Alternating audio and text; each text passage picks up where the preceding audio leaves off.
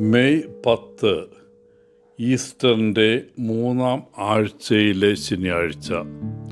യോഹന്നാൻ 6:60-69 വരെ വാക്യങ്ങൾ. ഒരു ചൊല്ലുണ്ട്, യാത്ര ദുഷ്കരമാകുമ്പോൾ ദുഷ്കരമായത് മാത്രമേ മുന്നോട്ട് പോകൂ.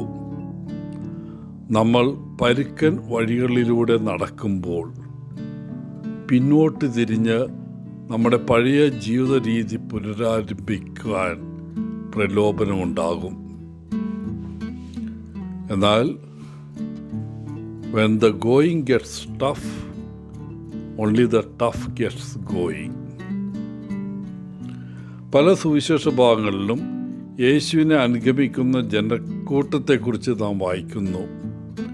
എന്നാൽ ഇന്നത്തെ സുവിശേഷത്തിൽ, അതായത് യോഹന്നാൻ്റെ 6-ാം അധ്യായത്തിലെ അവസാന വാക്യങ്ങളിൽ, ജീവൻ്റെ അപ്പം എന്ന യേശുവിൻ്റെ പഠിപ്പിക്കൽ അസഹനീയവും അസ്വീകാര്യവുമാണെന്ന് കണ്ടെത്തിയതിനാൽ പലരും അകന്നു പോയതായി നാം വായിക്കുന്നു. അവരിൽ ചിലർ യേശുവിൻ്റെ മരണത്തിന് ഗൂഢാലോചന നടത്തുകയും ചെയ്തു. വിശ്വാസമില്ലെങ്കിൽ സംഭവിക്കുന്നത് ഇതാണ്.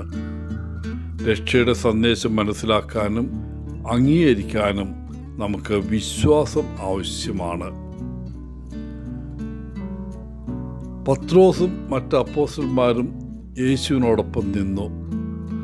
അവരുടെ യജമാനൻ എന്താണ് പഠിപ്പിക്കുന്നതെന്ന് അവർക്ക് വളരെ കുറച്ച് മാത്രമേ മനസ്സിലായിട്ടുള്ളൂ എങ്കിൽ പോലും അവർ അവനിൽ വിശ്വസിച്ചു. തീർച്ചയായും യേശുവിൻ്റെ പല പഠിപ്പിക്കലുകളും അംഗീകരിക്കാൻ പ്രയാസമാണ്.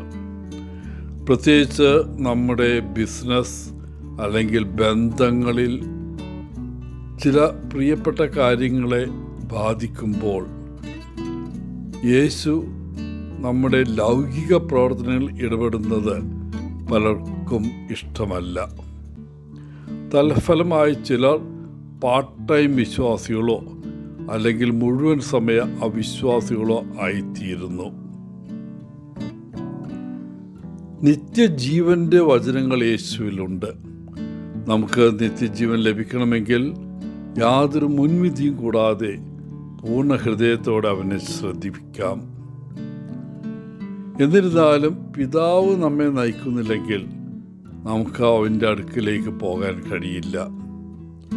കാരണം വിശ്വാസവും ഗ്രാഹ്യവും ഉയരത്തിൽ നിന്നുള്ള ഒരു ദാനമാണ്. അതിനാൽ സ്വർഗസ്ഥനായ നമ്മുടെ പിതാവ് നമുക്ക് സ്വാഗതം ചെയ്യുന്നതും വിശ്വസ്തവുമായൊരു ഹൃദയം നൽകുകയും നമ്മുടെ ജീവിതത്തിൻ്റെ എല്ലാ വശങ്ങളിലും യേശു രാജാവാകുകയും ചെയ്യണമെന്ന് നമുക്ക് പ്രാർത്ഥിക്കാം. നിങ്ങൾക്കും പോകാൻ ആഗ്രഹമുണ്ടോ?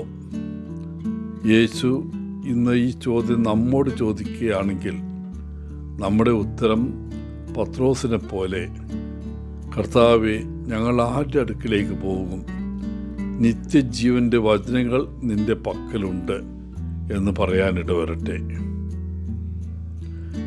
യേശു യഥാർത്ഥത്തിൽ കർത്താവായിരുന്നു എന്ന പത്രോസിൻ്റെ ആഴത്തിലുള്ള ബോധ്യം യേശുവിനുള്ള ശുദ്ധമായ ദാനമായിരുന്നു. പ്രിയപ്പെട്ടവരെ, യേശു കർത്താവാണെന്ന നമ്മുടെ ബോധ്യം എത്രത്തോളം ആഴമുള്ളതാണ്. നമ്മൾ യേശുവിൽ ശരിക്കും വിശ്വസിക്കുന്നുവെങ്കിൽ നമ്മുടെ ബോധ്യവും അവനോടുള്ള നമ്മുടെ പ്രതിബദ്ധതയും പ്രഖ്യാപിക്കുക. അല്ലെങ്കിൽ അനിശ്ചിതത്വമുണ്ടെങ്കിൽ നിങ്ങളുടെ അനിശ്ചിതത്വവും സംശയങ്ങളും യേശുവിനെ ഏൽപ്പിക്കുക. അവൻ നിങ്ങളുടെ കൈപിടിച്ച് നിങ്ങളെ അവനിലേക്ക് അടുപ്പിക്കും. യേശു ഒരിക്കലും നമ്മെ ഉപേക്ഷിക്കുകയില്ല.